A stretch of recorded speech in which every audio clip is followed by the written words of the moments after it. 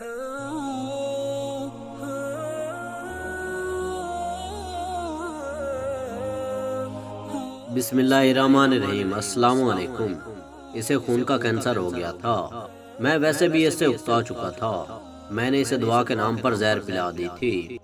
जहर पीने के कुछ मिनटों बाद वो तड़पने और जान बचाने की कोशिश करने लगी थी। जब इसे मौत सामने नजर आने लगी तो इसने लोगों को अपनी मदद के लिए बुलाया, मगर यहाँ कोई नहीं था जो इसकी मदद करता, इसलिए वो तड़प तड़प कर मर गई। इसने मरने से पहले दर्द भरे अल्फाज में कुरान करीम की आयत का मफहूम कुछ इन अल्फाज में बयान किया। दुनिया की जिंदगी तो धोखे के सामान के सिवा और कुछ भी नहीं। इसके साथ ही इसकी रूह परवाज कर गई, मगर इस पर ढाए गए जुल्म का बदला मैं आज भी चुका रहा हूँ। मेरा नाम यासिर बिलाल है। मैं बलूचिस्तान का रहने वाला हूँ। मेरे वाले साहब अपने कबीले के सरदार हैं। हम इलाके के चंद बड़े जागीरदारों में से एक हैं। मेरी आदत बिगड़े हुए नवाबों वाली थी। मेरे हाथों रोज कोई ना कोई मुजारिया या गरीब आदमी पीटता था। यहाँ तक कि अगर मेरी गाड़ी गुजरती तो बिला तफरीक मर्द और औरत माथे पर हाथ रखकर मुझे सलाम करते थे।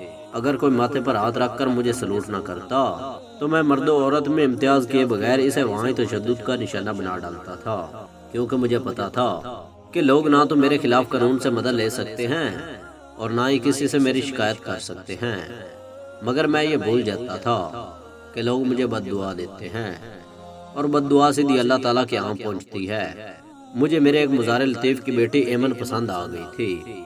मैं चाहता तो इसे ज़बरदस्ती भी उठा सकता था, मगर ना जाने क्यों मैंने इसे बर्बाद करने के लिए मोहब्बत का रास्ता चुना। मैंने इसे अपनी मोहब्बत के जाल में फंसाकर घर से भगा लिया। इसके वालिदैन ने मेरे खिलाफ पंचायत बुलाई, मगर पंचायत ने भी मुझ जैसे ताकतवर के हक में फैसला सुना दिया। तो एमन के वालिदैन ने कानून की मदद लेने की कोशिश की और मुतअल्लिका पुलिस स्टेशन पहुंच गए। ये बात अटल हकीकत है कि पुलिस आज भी वडेरों पर हाथ डालने से डरती है। इसलिए पुलिस ने बजाय इस गरीब आरी की मदद करने के मुझे इनकी शिकायत के मुतालिक आगाह कर दिया। मैंने इसी वक्त लतीफ़ के खिलाफ चोरी का पर्चा दर्ज करने का कह दिया। पुलिस ने पर्चा दर्ज करके इसको गिरफ्तार कर लिया और माल मसरूका भी बरामद कर लिया। गरीब मुजारे को सजा हो गई। मैंने लतीफ़ के माली हालात इस नैज पर पहुंचा दिए कि इसकी बीवी लोगों से किराया मांगकर इसकी मुलाकात कर जाती। चूंकि लतीफ़ की बीवी के पास इतने पैसे भी नहीं थे कि अपना किराया अपनी जेब से अदा कर सके, कहाँ से अच्छा वकील करती और लतीफ़ की जमानत करवाती। दूसरी तरफ रिश्वत ना देने की वजह से जेल में पुलिस वाले रोज लतीफ़ पर तशद्दुद करते, यहाँ तक कि लतीफ़ जेल में पुलिस का तशद्दुद सहते सहते मर गया। लतीफ़ की मौत के बाद लतीफ़ की बीवी का भी पता नहीं चल सका। मैंने एमन से जेली निकाह कर लिया और एमन को मोहब्बत के नाम पर हवस का निशाना बनाने लगा। मुझे आज भी एमन की मासूमियत पर हैरत होती है कि एमन कितनी आसानी से मोहब्बत के नाम पर अपने वालिदैन को छोड़कर मेरे पास आ बसी और कितनी खुशी से मेरी जिनसी तस्कीन का बायस बनती रही। मैंने कभी भी एमन के चेहरे पर वालिदैन से बिछड़ने का मलाल नहीं देखा था। मैंने एमन को तकरीबन 2 साल रखा।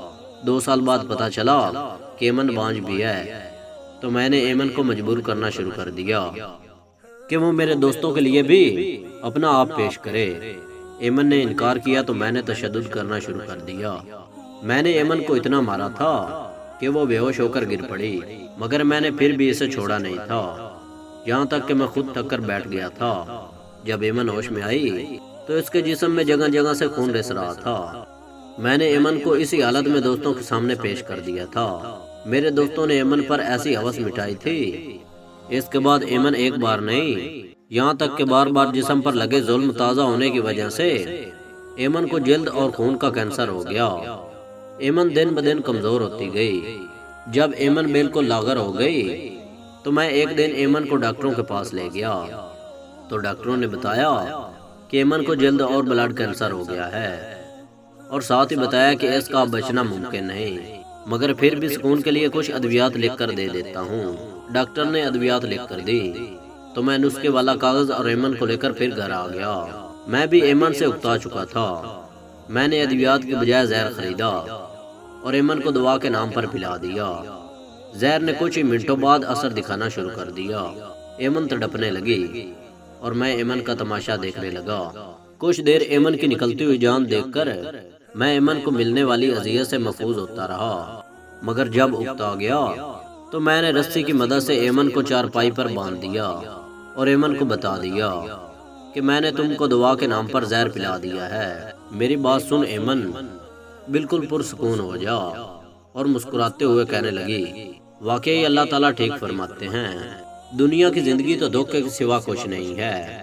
تھوڑی دیر بعد ایمن مر گئی اور میں نے ایمن کو بنا جنازے کے ہی حویلی میں گڑھا کھود کر دفنا دیا۔ ایمن کا کوئی والی وارث نہیں تھا، نہ ہی مجھے کوئی پوچھنے والا تھا، اس لیے ایمن کی موت کے ساتھ ہی ایمن کی کتاب بند ہو گئی۔ ایمن کی موت کے کچھ عرصہ بعد قبائلی لڑائی میں میرا باپ مارا گیا۔ میرے باپ کی موت کے بعد میں قبیلے کا سردار بنا، مگر میرے چچا اور اس کے بیٹوں نے مجھے قبیلے کا سربراہ ماننے سے انکار کر دیا۔ اسی بات پر اپنے چچا سے لڑ پڑا تو میرے چچا زاد بھائیوں نے میرے دونوں بازو کاٹ کر میری خاندانی حویلی سے بے دخل کر دیا۔ میں پولیس کے پاس مدد لینے گیا تو پولیس والوں نے مجھے گرفتار کر کے مجھ سے منشیات برآمد کر لی اور مجھے جیل بھجوا دیا۔ میں جیل میں قید ہوں اور سوچتا ہوں کہ واقعی دنیا کی زندگی دھوکے کے سوا کچھ نہیں۔ میرے دونوں بازو کٹے ہوئے ہیں، اس کے باوجود پولیس والے مجھ سے رشوت مانگتے ہیں۔ میرے پاس تو رشوت دینا تو دور کی بات ہے، بھیک دینے کے لیے بھی پیسے نہیں ہوتے، تو جیل میں پولیس والے مجھے الٹا لٹکا دیتے ہیں۔ اس کے بعد مجھ سے جیل کے تمام بیت الخلاء صاف کرواتے ہیں اور صحیح صاف نہ ہونے کی صورت میں دوبارہ تشدد کرتے ہیں۔ چونکہ میرے دونوں بازو کونیوں تک کٹے ہوئے ہیں تو اس لیے میں ہاتھ میں برش نہیں پکڑ سکتا، لہٰذا اپنے کٹے ہوئے بازوؤں کے ٹونڈ سے عیسائیوں ہندوؤں تک کی لٹرینیں صاف کرتا ہوں اور اپنا ماضی یاد کرتے ہوئے ایمن کی اس بات کی تصدیق کرتا ہوں کہ اللہ تعالیٰ بالکل صحیح فرماتے ہیں کہ دنیا کی زندگی تو دھوکے کے سوا کچھ نہیں ہے۔ اگر ویڈیو اچھی لگی ہے تو ویڈیو کو لائک کریں اور نیچے کمنٹ سیکشن میں اپنے خیالات کا اظہار کریں۔ ویڈیو واچ کرنے کے لیے شکریہ اور ملتے ہیں اگلی ویڈیو میں، تب تک کے لیے اللہ حافظ۔